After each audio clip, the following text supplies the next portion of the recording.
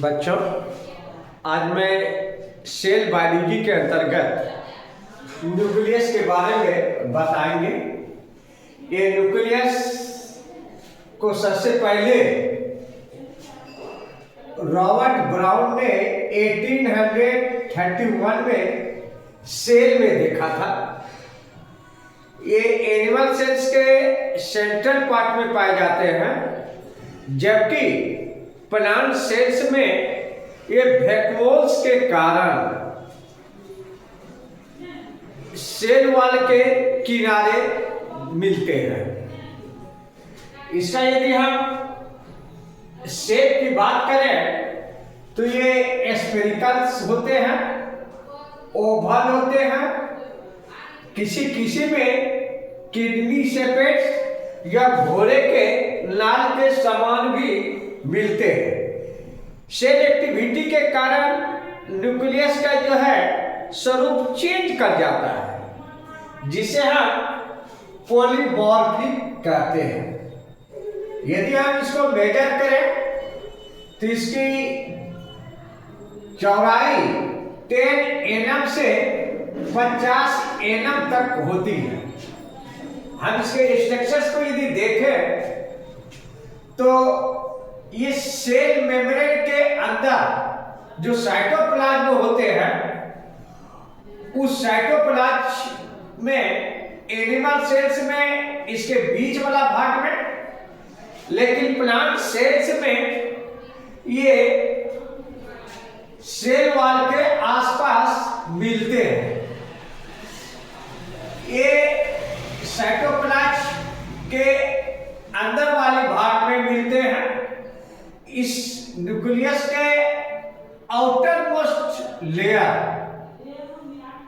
को outer membrane कहते हैं और इसके इनर वाले भाग को इनर मेम्ब्रेन कहते हैं। इस प्रकार न्यूक्लियर मेम्ब्रेन 2 लेयर का बना होता है, डबल मेम्ब्रेन का बना होता है, जिसको हम न्यूक्लियर इन्वेलप भी कहते हैं। यदि आउटर मेम्ब्रेन और इनर मेम्ब्रेन को मिलाकर के हम न्यूक्लियर इन्वेलप कहेंगे। इस आउटर मेम्ब्रेन और इनर मेम्ब्रेन के बीच वाले भाग को पेरीन्यूक्लियर मेम्ब्रेन कहते हैं।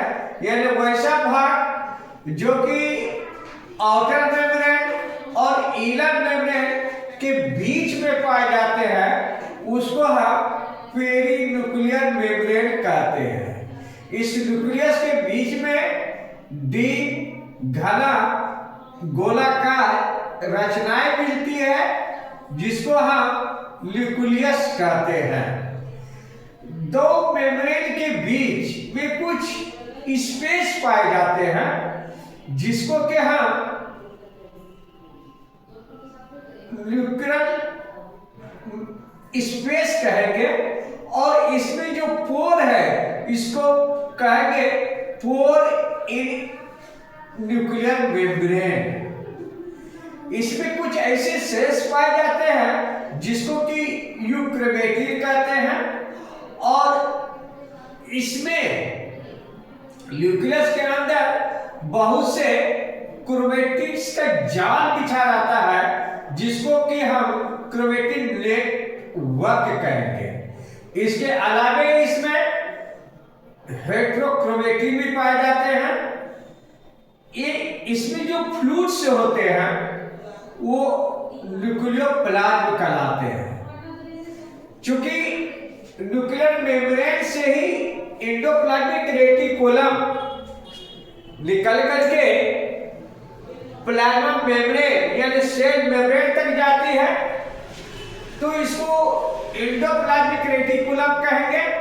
जिस एंडोप्लाज्मिक रेटिकुलम में राइबोसोम के दाने की तरह समान स्ट्रक्चर दिखाई पड़े, उसको रफ एंडोप्लाज्मिक रेटिकुलम कहेंगे, जो कि राइबोसोम की उपस्थिति के कारण होता है। यानी इसमें राइबोसोम भी मिलते हैं। अब यदि हम इसके बात करें तो सेल से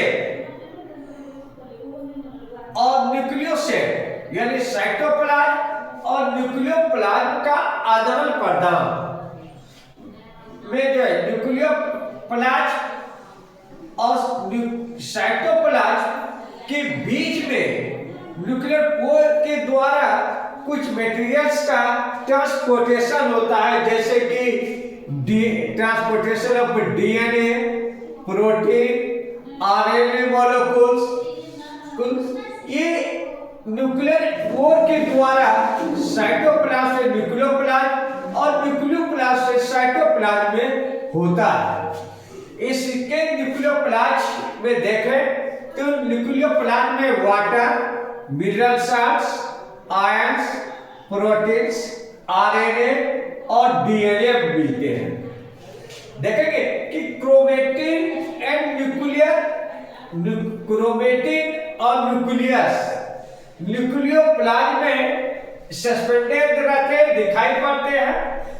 सेल डिवीजन में देखेंगे कि सेल डिवीजन के इंटरफेज स्टेज में न्यूक्लियोप्लाज्म में न्यूक्लियोप्रोटीन फाइबर वो स्पष्ट रूप से दिखाई पड़ते हैं, जिसे हम नेटवर्क ऑफ क्रोमेटिन कहते हैं। क्या कहते हैं?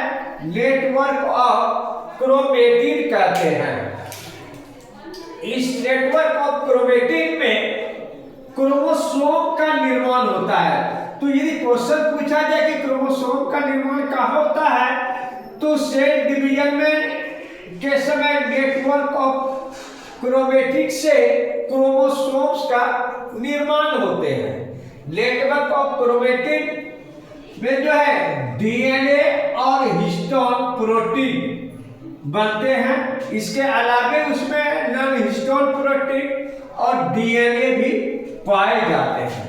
यदि हम इसके फंक्शंस की बात करें तो देखेंगे chromatin material consist of DNA, यानी क्रोमेटिन मटेरियल्स में डीएनए पाए जाते हैं, जिसका मेन फंक्शन है कि इसे स्टोर करना और हेरिडिटी इंफॉर्मेशन को वो एक जनरेशन से दूसरे जनरेशन में पहुंचाना, यानी ये हेरिडिटी इंफॉर्मेशन को वन जनरेशन से दूसरे जनरेशन तक पहुंचाते हैं।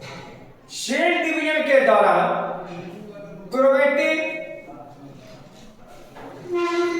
अस्पष्ट होता है, जो कि क्लियर होकर के रोड लाइक स्ट्रक्चर्स बनाते हैं, जिसे हम क्रोमोसोम कहेंगे। क्या कहेंगे? क्रोमोसोम कहेंगे। और इस क्रोमोसोम पर जो है बहुत सी माइन्यूट पार्टिकल्स पाए जाते हैं, जिसको जीन कहेंगे। और ये जीन्स डीएनए का बनाता है। ये जीन्स क्या चीज का बनाता है? डीएनए का, जो कि हेरिडिटी इंफॉर्मेशन का कैरियर का काम करता है। साथ ही ये प्रोटीन सिंथेसिस के लिए आरएनए का भी निर्माण करता है।